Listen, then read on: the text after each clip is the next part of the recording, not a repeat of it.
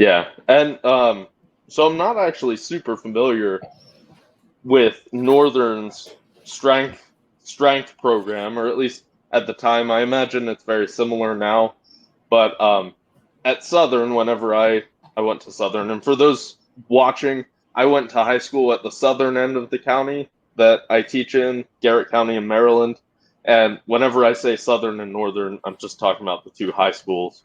But for us at Southern, we had a very general program. I forget what it was called. It was maybe Bigger, Faster, Stronger or something like that. A very common internet program. And it just followed linear periodization. But a lot of the actual training was like the coaches would put the numbers up on the board and they say, push yourself, ready, set, go.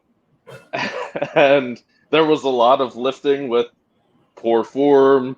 And of course, we didn't know, and that's nothing against the coaches as well. It was just simply, not having a proper like lifting mind in the gym.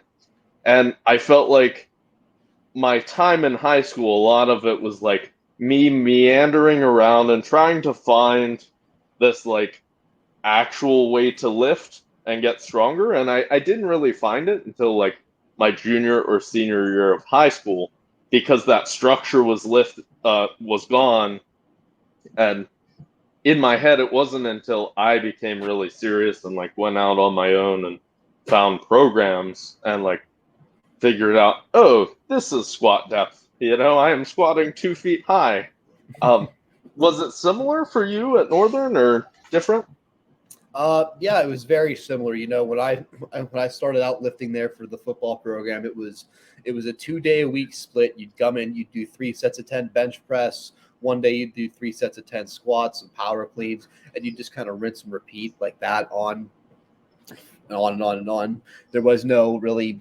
It sounds like you guys had an actual plan, whereas we just had the same workout twice, and yeah, that was basically it. It kind of changed up my senior year. We got a different strength and conditioning coach, and they seemed to have a little bit better understanding. But even so, like when I was lifting in my free time, I was following programs I got from bodybuilding magazines, thinking that was the best thing to optimize my, skills on the field or the mat. Just if I just got bigger, that it would work. And a lot of those magazines, those workouts are done by pros that might be, a little enhanced. So needless to say, yeah. I was doing, there was once leg workout I did where I did like 5 sets of 50 with the leg press, like just something stupid like that. And yeah. So, I feel like a lot of my time in high school was just spent trying to lift really, really hard while kind of just spinning my wheels because I probably couldn't recover from all that volume I was doing. And I didn't really get on like a scheduled, regimented plan until I got to college and had that experience with some more, advanced, more qualified strength coaches that had been in the field for a longer period of time. Yeah. And part of me, so like, there's kind of two sides to this coin, I think. And it sounds like you and I came from a very similar start. Part of me wants to be like, oh, if only I learned the basics earlier, right? And not gone through all of that, like just running my head against a wall. Because much like you, I just wanted to push it, right? I knew that high effort, right, would do it. So there's like this tendency to be like, if only. But sometimes I see people now on social media who just start out with powerlifting, and there's a whole lot more information readily available for powerlifters now, I think. And maybe they get like this analysis or paralysis from analysis where they're like, oh, I have to stay within this training template, and if I go too hard, I'm going to become overtrained. My RPE is going to be exact, or I'll have to deload. Exactly, and I have to have kilo plates, like competition stuff, and if they have pound plates, they throw a fit. yep, doesn't work. I'm not going to be able to hit my proper training weight.